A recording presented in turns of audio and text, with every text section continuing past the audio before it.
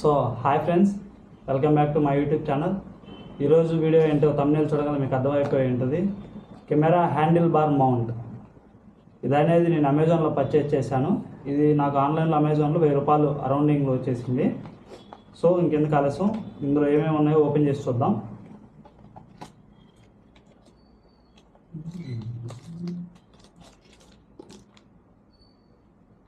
Box అయితే ఖాళీ చేశాను.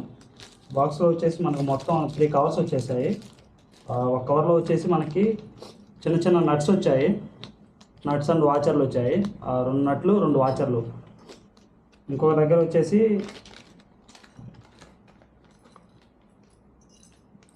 ఇంకో కవర్లో యూజర్ మాన్యువల్ మొత్తం చైనీస్ లాంగ్వేజ్లో ఉంది. యూజర్ మాన్యువల్తో పాటు మనకి నట్లు టైట్ వేసుకోవడానికి ఒక స్పానర్,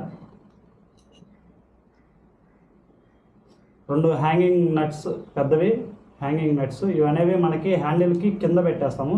మన హ్యాండిల్ బార్ అనేది కిందగా చిన్నగా ఉంటే చిన్న సైజు, లేదా పెద్దగా ఉంటే పెద్ద సైజు, మీడియం ఉన్నలో కూడా పెద్ద సైజు పనిచేస్తుంది.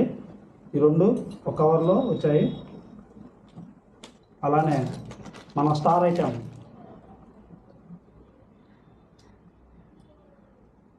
Handle bar mount. ఈ హ్యాండిల్ బార్ మౌంట్ అనేది బిల్ క్వాలిటీ మనకి చాలా బాగుంది. బిల్ క్వాలిటీ మొత్తం మనకి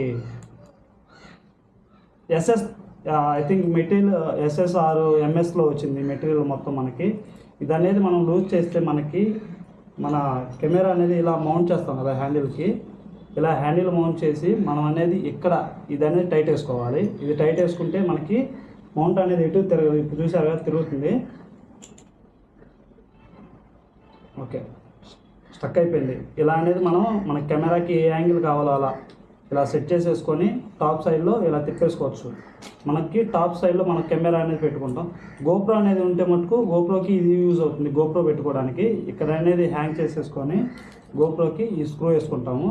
అలా గోప్రో వద్దు అనుకుంటే మన Insta360 కెమెరాస్ అలా సపరేట్గా ఏమైనా స్క్రూ టైప్ కెమెరాస్ ఉంటే మాత్రం కింద స్క్రూ అనేది ఇచ్చారు. ఈ స్క్రూ అనేది దీనికి థ్రెడ్డింగ్కి హోల్డ్ చేసేసుకుంటే మనకి హ్యాంగ్ అనేది అయిపోతుంది. ఇది అనేది ఎలా ఉంది ఏంటి అనేది మనకి బైక్ పెట్టేసిన తర్వాత వీడియో ఎలా ఉందో చెబుతాను. వీడియో క్వాలిటీ ఎలా వస్తుంది ఏంటి అంటే, వీడియో క్వాలిటీ అంటే ఏదో అనుకోవద్దు, వీడియో స్టెబిలిటీ. దీనికి పెట్టిన తర్వాత వీడియో అనేది ఇట్లా వైబ్రేషన్ అవుతుంది కదా గొంతులోకి వెళ్ళిన తర్వాత, అక్కడ అనేది ఇది స్టెబిలిటీగా ఉంటుందా లేదా అటు ఇటు ఇలా తిరిగిపోతుందా అనేది మనకు అర్థం అవ్వాలి కదా. మనం ఏదో ₹1000 వచ్చేసింది అనుకున్నాము, అది ఎలా వర్క్ అవుతుంది ఏంటి అనేది ఈ వీడియో లాస్ట్లో క్లిప్ అనేది యాడ్ చేస్తాను. ఎలా ఉందనేది చూసి మీరే చెప్పండి ఫ్రెండ్స్.